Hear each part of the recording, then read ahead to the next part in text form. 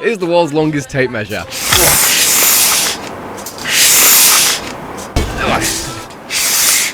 Oh, wow. Wow, a tape measure like that would have to cost a fortune. Welcome to Flynndogg Woodwork. Today we're taking a look at a tape measure that isn't cheap, but man is this thing amazing. So let's not waste any time and start talking about this tool. So the tape measure that we're going to be taking a look at today is one of the most advanced tape measures I've ever seen in my life.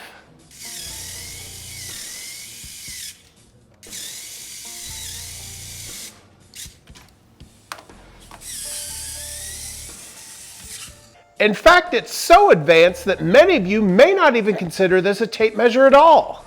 And that's because this tool has bridged the gap between laser distance meters and tape measures, which is something that I've never seen done before. And if you're a contractor or a carpenter that uses accurate measurements to bid out jobs, this may be the perfect tool for you. But it's definitely going to come at a price, as this tool retails for $250. Damn! And that may put this tool out of many people's budgets. However, time is money, and the time you save with this tool may justify the price. So is this tool for the weekend woodworker? Well, I'll let you decide. However, you know I'm a sucker for gadgets, and that's why I thought it might be interesting to take a look at this tool. So let's go grab this tool and see what it's all about. So this tool is the Acegmet DTX 10. Let's unbox this and see what it's all about. So inside the box, you can see that it comes with a nice zippered soft-shelled case. When a problem comes along, you must zip it. Zip it good. If we open the case up, you can see the tool itself along with a wrist strap. It also comes with a charging cord, a little Allen key that doubles as a screwdriver, along with the instructions. So right off the bat, you'll notice that this looks like no other tape measure that you've ever seen. It's got a large grip on one side, and the only thing that remotely resembles a tape measure is the very top. So let's first start off by taking a look at the physical components of this tape measure, and then we'll get into the technological features.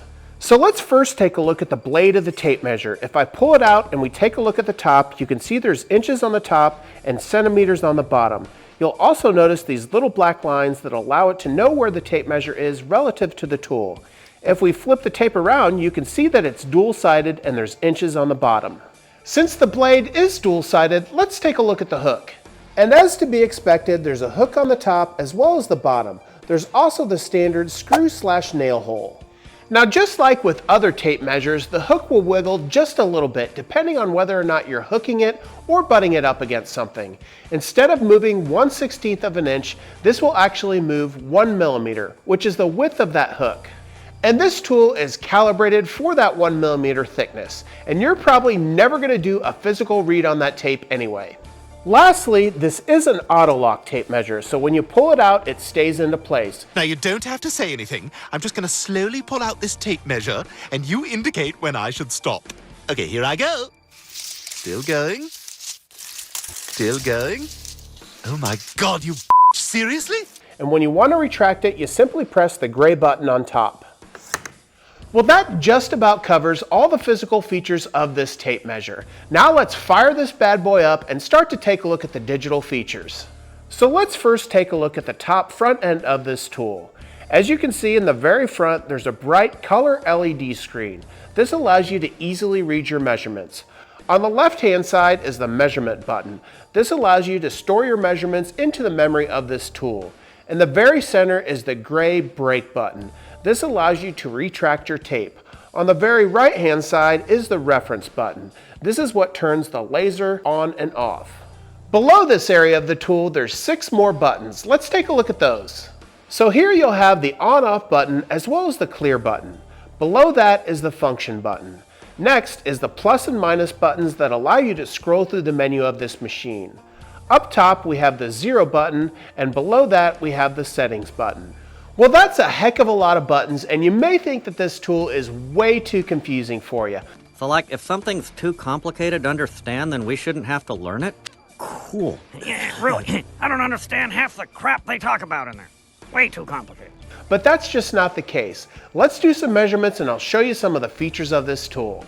So one of the first things that piqued my interest about this tool was the fact that it's got a laser. I've never seen a tape measure with a laser on it. But this tool has actually got 2 lasers, which is even more unbelievable. Let's take a look at what those lasers do. So if I press the laser button on the top of the tool, you can see a green laser appears that lines up directly with the front of the tape measure. If we look at the LED screen, you can also see that laser appears on the virtual tape measure so that you can get an accurate read of exactly where you're at. So I can take my tape measure, hook it on the edge of my workpiece, and slide the tape measure down until I get to exactly where I need to be. And here I can line up my laser with my marking and get a completely accurate measurement. In this case, 1.801 feet. And you can also line up that laser with an edge of a workpiece. Let me show you what I'm talking about. So here I'm lining up that laser with the edge of the workpiece and getting an accurate measurement. In this case, 4.085 feet. That laser also makes it very easy to scribe out lines on our workpiece. Let's say we want to describe a line at every 12 inches along our workpiece. So I could pull my tape measure until I get approximately to 1 foot, and then I could strike a line. Once I have my line struck, I can then press 0 and then move over another foot.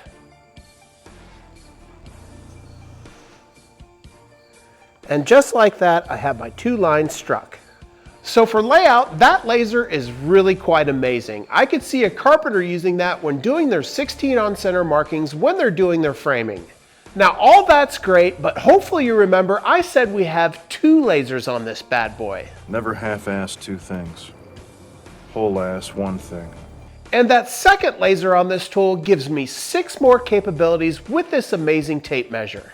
So our second laser on this tool is right in the very front, and this automatically converts our simple tape measure into a laser distance meter. And that laser distance meter has 6 functions. Let's quickly go over each one. So our first function is the simple single measurement. With this function, I simply take my laser and point it at any distance I'd like to get a measurement from. And here you can see I was standing 13.701 feet from that wall. And the LED screen will display your last 4 measurements, so you can see the measurements you just took. So if you wanted to manually calculate area or volume, you could do it from this screen. But you don't need to use that many brain cells with this tool. Sometimes the smartest people don't think at all. Let me show you how to calculate area. So the first thing that we'll do is to select the square function.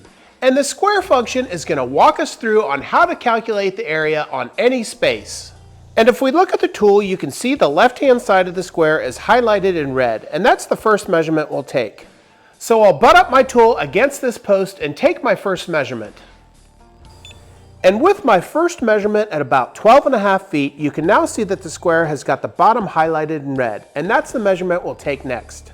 So I'll butt up my tool 90 degrees to our first measurement and take that measurement. And here you can see the tool calculates 118 square feet with both measurements taken. And volume is done in a very similar fashion, only we'll add height. And here you can see the volume section, where the tool will multiply height times length times width.